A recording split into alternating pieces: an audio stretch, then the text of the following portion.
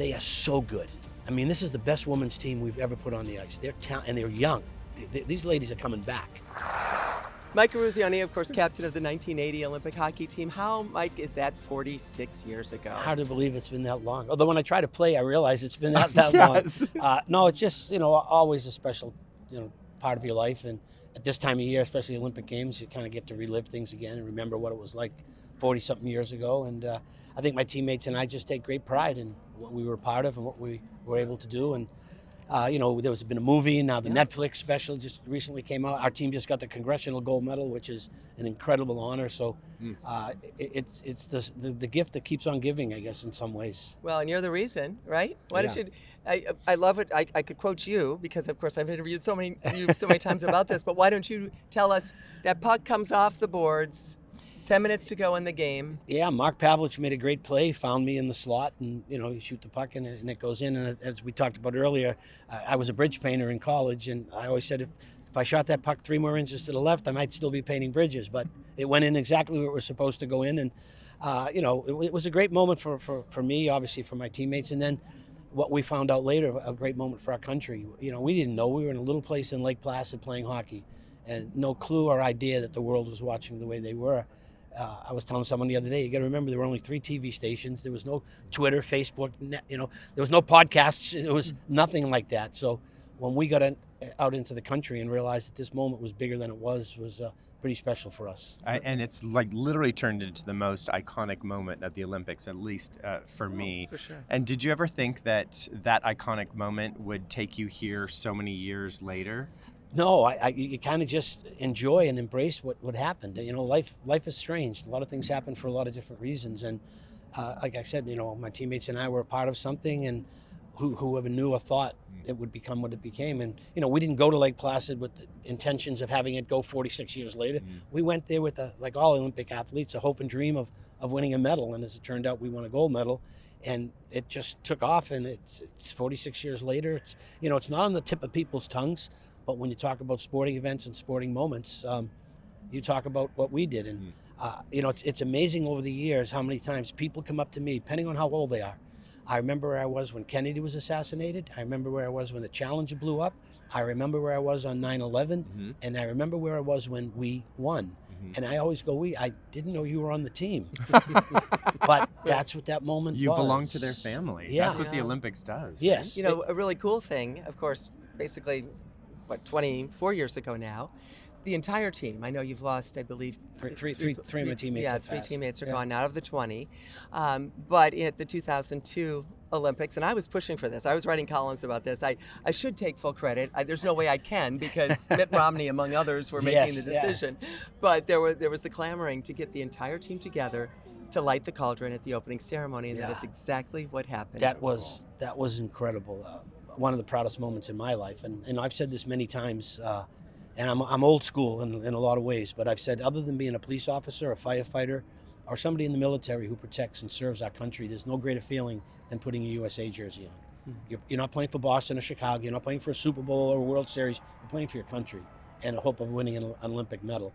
And to be able to do that, and then to be able to light the cauldron, Muhammad Ali in Atlanta, Rafa Johnson in Los Angeles, and they selected our team, was an incredible honor. Well, and I just, Brian, Brian's a little younger, No, Mike, than you. I watched him. I was old enough to watch him. Oh, yeah. And well, we're definitely old enough to watch him.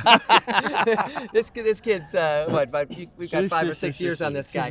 No, we're not using numbers, although there's this thing called Wikipedia, and we're all 3 in it. It's all wrong. It's wrong. Right, no, those dates. But I was in college at Northwestern, and I think for people, you hear these stories, but, here I am, future sports writer, right, all these years earlier, and I was so ready for Twitter, and I wanted to time travel. I didn't know what a Twitter would have been, right? Because it's February of 1980. I'm not waiting. I don't want to wait for the tape delay at night, and it was tape delayed. It was not shown live. Interesting. Which is incredible. Yeah. So it's the afternoon in Chicago, and I've got my transistor radio.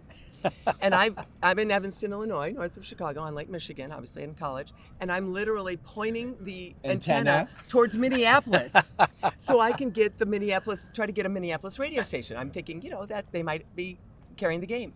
I got the first 2 periods, and then I lost the 3rd period. Oh my gosh! So what I did. You missed the game then. Well, exactly. Well, Mark Johnson, of course, huge moment, without scoring Mark, that goal. we don't win. Yeah, exactly. And of course, getting rid of Tretiak then at that point, Right. right? The goalkeeper. Anyway, so now I'm dying because I know it's at that point it was 3-2 Soviets. And that's it. It's black. I can't. I'm. How you work the little transit. Right. You can't do it. All our older viewers and listeners will get it, and everyone who's younger is going, "What is she talking about?" But real quick. So I needed to know. So there was a 4:00 news in Chicago, and I went to the ABC, and I went into our sunroom, our TV room at the Chi Omega House, the sorority house at Northwestern, and I sit there in my sweats, and I'm dying as they come to sports, and there's one other woman sitting there next to me, a woman named Jennifer Fisk, who is knitting. And we love Jennifer Fisk. She's great. But she's knitting, and I'm in sweats, and I'm just if I'd had one of these, the heart rate would have been through the roof. They come to sports, and they say, if you don't want to know, turn away, turn down the TV. And, of course, I so wanted to know. And then Tim Weigel, the late Tim Weigel, sportscaster in Chicago, goes, well, in one of the biggest upsets ever, the U.S. beat the Soviets 4-3. And I start leaping for joy, in the sorority house. And then I went, wait a minute, I looked at the woman knitting. I said, what did he say? And not missing a stitch, Jennifer Fisk goes, USA 4, Soviets 3. And then I just went leaping through the sorority house. And there was a woman there named Marilyn Minch, who was a great field hockey player and softball player. There's one reason I'm telling you this. And she's literally said, don't tell me. Well, I am running, screaming through the... So, of course, I ruined it for her. She is here. Her son is on the speed skating team and just won a silver medal. Oh, wow. Yeah, Ethan Sepurin. So there you go. There's my miracle story. And then we ran through the streets of Chicago. My boyfriend and all of us just 4 a.m.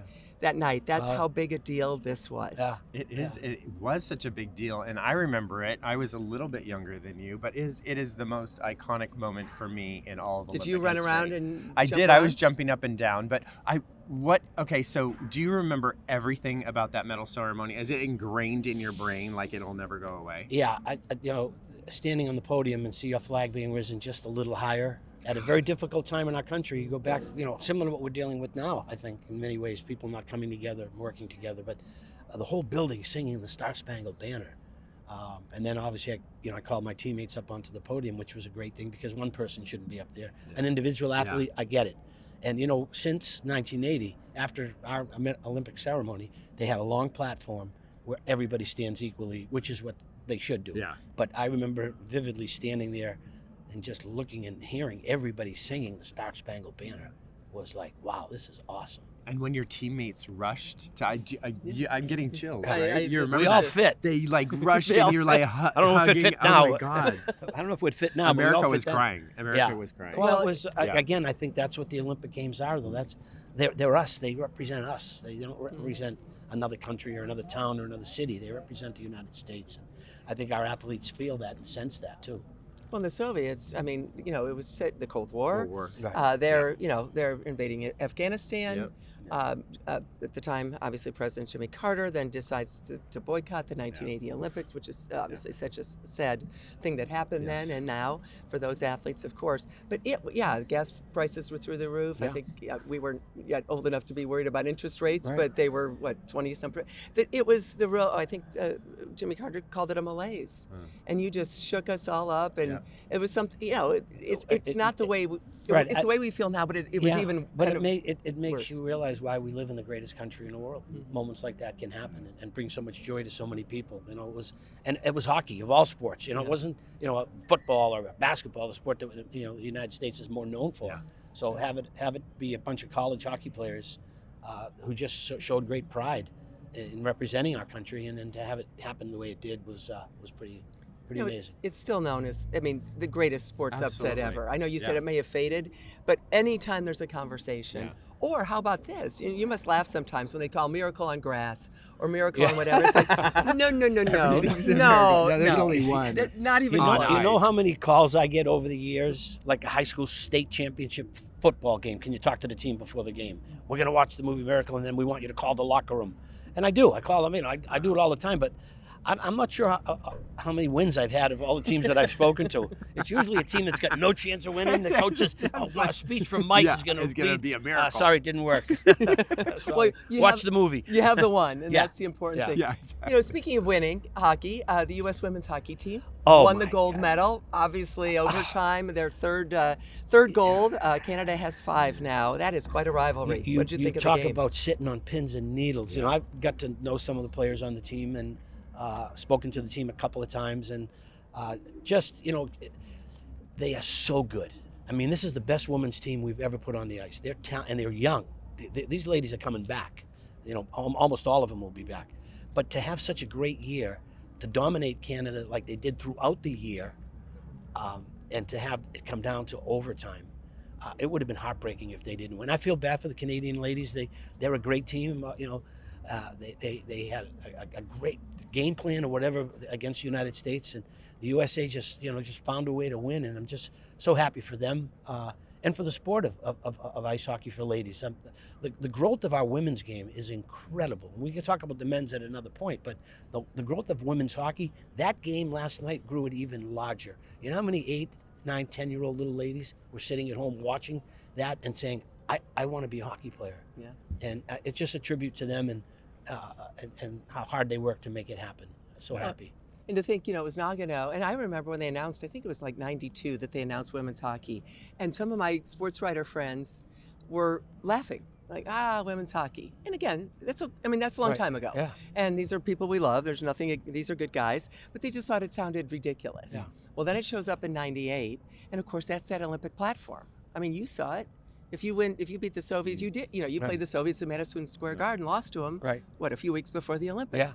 It's that Olympic platform, and you're right. For women's sports, it is such a great Yeah. team sport. It's just the talent level of the ladies today. You know, and I think the only thing that hurts, if there's a hurt in the game of women's hockey, the other countries quite aren't there yet. I've said this before. The 2 best teams in the world are the United States and Canada, and the next 2 best teams are the girls who didn't make the U.S. team. No, it's true. You know, Yeah. Finland's getting better, Sweden's getting better, but the money that we spend in our own country, as well as Canada, on their women's programs, and that happened years ago with Title IX. You know, giving the ladies equal opportunities in all sports, but the fact that hockey's now taken a life of its own, and you know, you're going to see more and more ladies playing this game, and we're just going to get better and better. And I can't imagine they can be better than what I saw last night. But let's talk in 4 more years and see the talent level of the game. But just a tribute to the ladies and what they went through. And boy, if they had lost, it would have been tough because they had been so dominant during the whole Olympic Games. But you're talking to me, anything can happen, right? Yeah. But boy, I was so happy for them. Well, and of course, that's where, going back to the other countries, the hockey federation should be knocking heads together and going to these countries and saying, what are you doing? Why Right. aren't you spending more money on women's hockey? Right. U.S. because of Title IX, Canada because they've always cared about women's that's their sports sport. and hockey. Yeah. The ice and snow is, that's it. But yeah, it's so, that's, listen to Mike Eruzione. You go and, He knows. tell all those other countries, get Yeah, their send me act to together. Sweden for a week. Yeah. And yeah, as soon as those other countries start coming into play, it's going to even raise the visuals of hockey in our country and around the world even more, and it's going to grow even exponentially. Right. Yeah. Well, like the women's soccer. Yeah. Everyone started absolutely. getting good and beating the U.S. occasionally, and Right. that's actually Brandy Chastain, you may know, Yeah. who's kind of like the Mike Eruzione Yeah. of she or Julie Foudy, A team captain. Yeah, the person Yeah. that's still out there doing all the golf tournaments Yeah. and speeches, and she said, and that was 2000 in Sydney, they won the silver, not the gold. She said, well, I hate wearing the silver. It's great I'm wearing the silver because it means other countries are now caring about Right. this and catching up. Right. Yeah. So let's talk about the men. Oof. They've been playing great as well. This is the best men's team we've ever put on the ice. Wow. With all due respect to all the teams that we've had in the past, we've had a lot of great players, but I think the depth of this team, the talent, goaltending is outstanding. Again, they're probably with Canada maybe a slight favorite to a degree because of the goaltending, but we saw at the Four Nations how talented both countries are. I mean, this is Canada's sport. You just mentioned, they hang their hat on the sport of ice hockey. We're getting better and better. The growth of hockey, we talked about the women, but the growth of men's hockey. Look where these players are coming from. Austin Matthews is from Arizona. We got players now from California, Texas, Florida. The growth of hockey in this country is amazing. The speed that they play at, the skill level. I mean, this team here is off the. When I watch them, it's like, God, are they good? But so is Canada, and the Soviets on here, but they still, they had a battle the other night. I mean, nobody expected both countries, Canada and the U.S., to have to go into overtime. As I was telling someone, the happiest people right now are the people at NBC. Oh, yeah. Because they're hoping for a U.S.-Canada gold medal game, which it should be. But as I know, anything can happen in the Olympic Games. But I watch this men's team and how talented they are and how good they are. I mean, it's, this is the year. And as I told them when I spoke to them at the Four Nations, I said, just do me one favor, win a gold medal, and people will leave us alone. Yeah. It's over. It's ended. No more. Do you think that the break from NHL teams having NHL players on the Olympics has created even more rivalry now that all the teams are packed with NHL stars? Yeah, I think each country wants to show that this we're the dominant country. Yeah. And I think, and then one thing about hockey, men and women, is Sweden's good, Finland's good, Switzerland's good. The European countries are getting better and better. We as a country are getting better and better. Yeah. And by having that happen, it forces the other countries you talked about, soccer, when other countries had to get better. Yeah. The same thing in ice hockey. Other countries are getting better and better. And I think it's great that the pros are playing. The games of when we played in 1980 are different. It's a whole different Olympic Games with the talent and the speed and the skill. And the other thing is that people probably don't realize is some of these guys are teammates, and they're playing for another country, and they go after each other. They've said it. Sidney Crosby said, when I put the crest on, it means something. And the same thing with the U.S. players. You heard Quinn, I think it was Quinn Hughes the other day, say that what an honor it is to play for your country, how special it is. Yeah. And I think these players see that and saw that and want to be that. So even though they play in the National Hockey League for the Bruins or the Montreal Canadiens, when they put the jersey on, they're playing for their country, and you can see that. Who do you think? Who do you think? I know the Canadian team is quick and skill driven, and then the American team is like powerhouse, like established players. Is there a benefit to being one or the other? No, I think depth is the big part. Having 4 lines, 6 defensemen. I think the U.S. goaltending is probably a little better than Canadians' goaltending, although Binnington has proven over the years he's a big-time goalie. He did it in the Four Nations. He did it when he won a Stanley Cup. Yeah. When St. Louis beat the Boston Bruins, he was spectacular. So an event like this still comes down to the depth of your team. I mean, Connor McDavid's the best player in the world. I mean, he is ridiculous how good he is. But the U.S. got some good balance on their front lines with Eichel and the Kachuk brothers probably going to match up against McDavid and that line. So, I just think depth is a big part of it. The skill, they're all super skilled. But I think the U.S. depth might be just a little better. We'll see.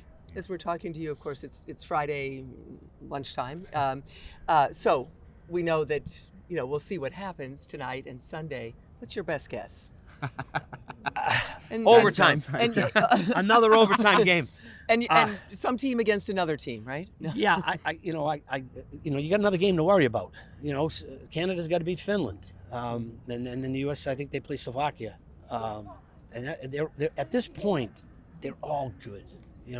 We saw it in the women's game. Anything can happen. We saw it with the U.S. games earlier in the tournament. Anybody can beat anybody at this point, and you hope you get onto that gold medal game, and that's what you dream about. That's what these players. That's what my grandkids at home are dreaming about the U.S. winning a gold medal, and I'm hoping these players feel the same way, and I know they feel that way. You still lace them up and play a little I hockey? help out with our high school team, and I skate with my grandkids once in a while, and that's about it. But I was telling him, because the hockey players have all been coming into Winter House, and we are shrimps compared to the I can't reach the top of their head if I'm in my skates with my arm. Yeah. They're intimidating. It's so different. I work at Boston University, and we've got a great hockey program, and I was telling the coach the other day, we have a sensory room. Who goes into a sensory room? We got a nutritionist. Oh my God. We got a sports psychologist. We got weight trainers. I told him my sports psychologist was my father. My nutritionist was my mother. My notebook. Yeah, my mother was what should I be eating before the game? Pasta. You know, the weight room. I didn't know there was a weight room, and I still don't know what a sensory room is. What do you go in there and just sit around and talk to yourself? I have no idea. So it's a whole different era of sports. It's too much. And what they're dealing with today, it's big time. Yeah. It's different. What would Herb Brooks have thought of a sensory room? Yeah, Oh my God. I wouldn't want to go in the room with Herb if I don't want that sense. Oh my! I picked the wrong time to go into the sensory room, Coach. I didn't know you were going to be here. But hey, that's today. That's the world we live in. Well, and you know, that was tough love. Obviously, Yeah. Herb Brooks knew exactly what he was doing. You guys were not happy with him, but you bonded because of that. But that's how coaches coached in the 70s. That's what it was like. You deal with it. What are you going to do? Quit? You can yell at me all you want. I'm only going to deal with you for 2 hours. One of the things I talk about today with even kids and coaches, 2 things.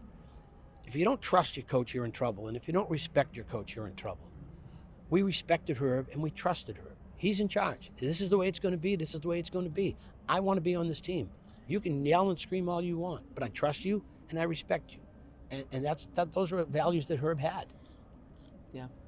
Well, 46 years ago, you don't look a day over what you looked like in 1980. Thank you. No, but it is I a feel remarkable good. moment. And Remarkable. you're kind of Captain America.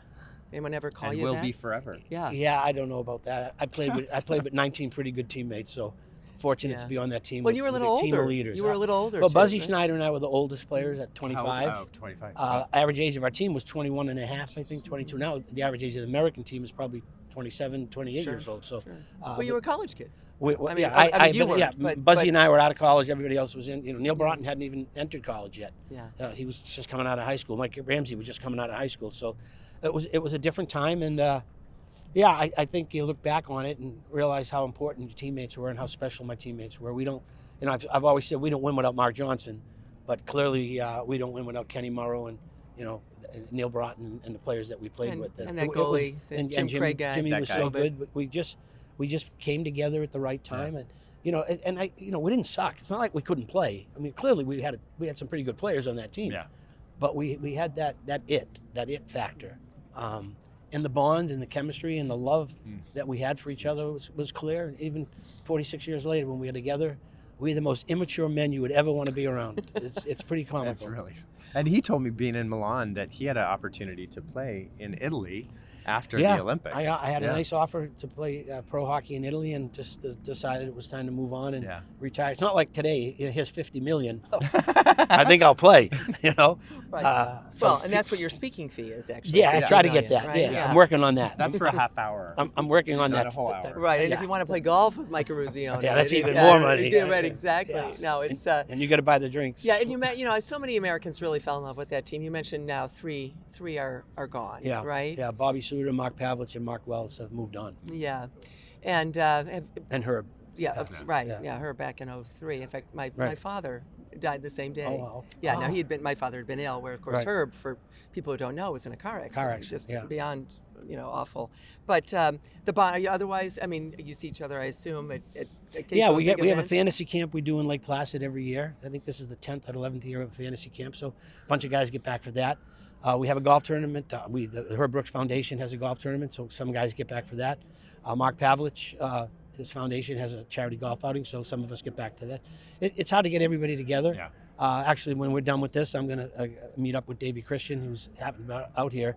I don't know if people know the story. Davey's nephew's on the Olympic team, Brock Nelson. Oh. So And of course, his dad won a dad gold medal. So if in we win a gold 60. medal at the Olympics, 3 members of the Christian family Wow. will have received gold medals. That's amazing. So I'll see Davey today, and we'll have some fun. Like, you know, but funny, we don't talk about the Olympics. We, you know, Talk about other about, things. yeah, who's fat, who's bald, you know, who's handicapped, who's cheating in the golf course. Do you guys have a text chain? Yeah, we have a chain that What's go on. the chain called? I don't know. Oh. 80 team. I Should it think. be called Miracle Yeah, Chain? Miracle. Katie Million, Team? who's the general manager of the women's team, handles our team and our appearances and stuff. So we do have a chat that goes out there, That's and cool. it's, if you look at it, it's actually comical. I My can't wife even just shakes imagine. her head. You guys are the most immature men. Who said that stupid thing? Well, Buzzy. And we'll be that way forever. Yes. Yeah. Mike Eruzione, I mean, Wow. what a delight. You know, thank you for the time here. Always a pleasure. We go back a long way, Brian. yeah. We've known each other a long time, and obviously she's not Italian, but we'll let her. It's okay. We'll let her off. We'll let her off the hook for that. For but, now. No, thanks for having me on your show. Oh, This is well, fun. Thanks, we're going out with a bang here as the Yes. Olympics are closing. Thanks again, Mike Thanks. Eruzione. For Brian, Christine Brennan, thanks so much for watching and listening to Milan Magic, wherever you get your podcasts or on YouTube.